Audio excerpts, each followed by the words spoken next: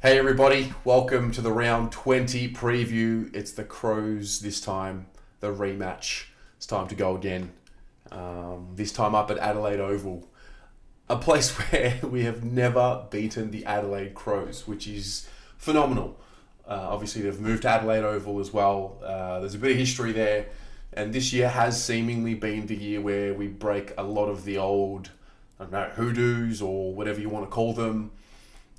All started in round one with the biggest one, which was, the season opener against Richmond. But Saturday night, 7:30 p.m, I'm excited. We're looking to notch up our 13th win. I don't want to look too far ahead at what it could look like in the top four aspirations. Yes, they're there in the back of my mind, but what is most important as to what I'm noticing right now is what I've been talking about over the last few weeks when it comes down to getting our players back.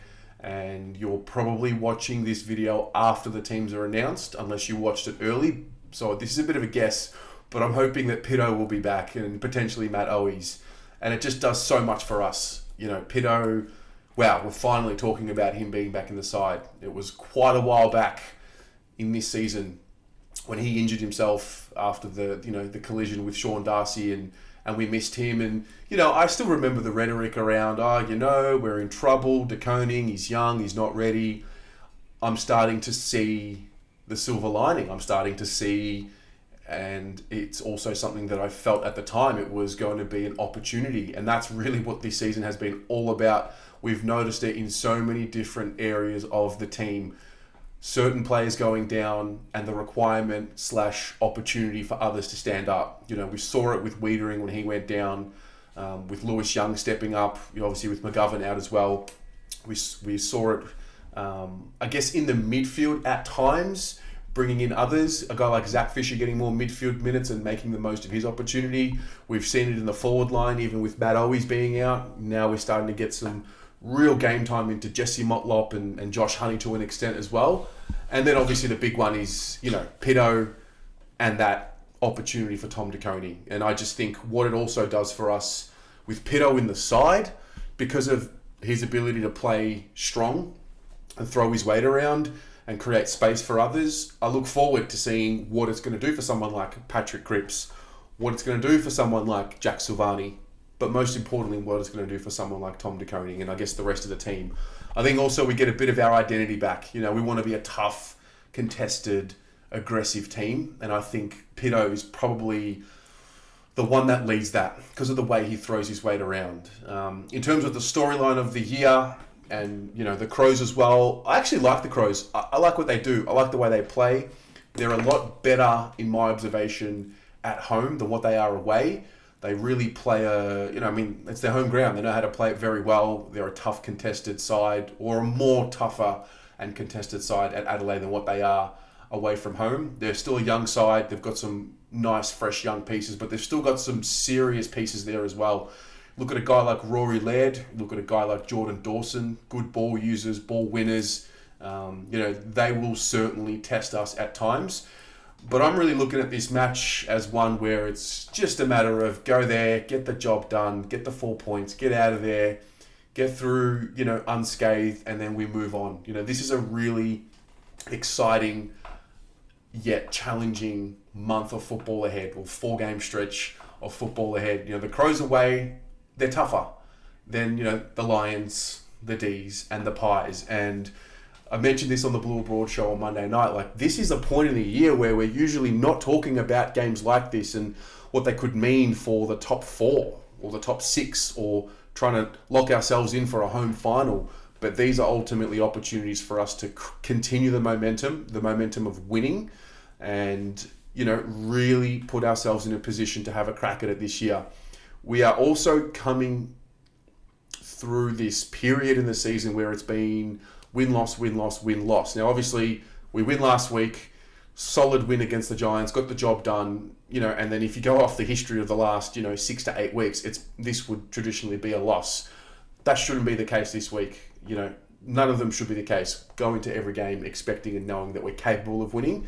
But, yeah, I am mindful of the challenge that the Crows will give us, but I'm just as confident in what we are able to do because of what we've shown all season long and what this patch of the season means for the group. It's an interesting time. It's no longer about putting blokes, wrapping them up in cotton wool and getting them ready for off-season surgery. It's time to really build some momentum and gather that. We've shown improvement from the start of the season, which has been really pleasing. I think for me, I just wanted to see improvement off last season as the story of this year. But not only have we done that, but we have seemingly improved in a lot of areas from round one. We are no longer just known as a team that scores, through clearances or, a team that just relies on contested possessions. I think that's the starting point of how we play. In fact, I know that that's the starting point of how we play because that is finals type football. And that's what Michael Voss wanted because that's what Michael Voss knows to be what wins premierships. So I look forward to seeing that, and I know Adelaide will give us that test. From their end, they've got a couple of outs that are significant. I think Matt Crouch is one of them. Tom Duday is another one. They're going to get a few back in. I think it was McHenry and Josh Rochelle. So from their end, they lose a bit of seniority in the side, which I hope that we can exploit. And then from our end, I think the big news of the week, Pitto aside, that is big news. But, the fact that Jacob Wiedering and Sam Walsh pulled up okay, and they will be available this week as far as what the injury report says. That's a pleasing aspect because you want your best players on the park for the pointy end of the season, obviously. So I'm very happy about that. Matt Owies, they say is available to play, whether that's VFL or AFL. Most, if not all of you, will know what that is at this point when you watch this video.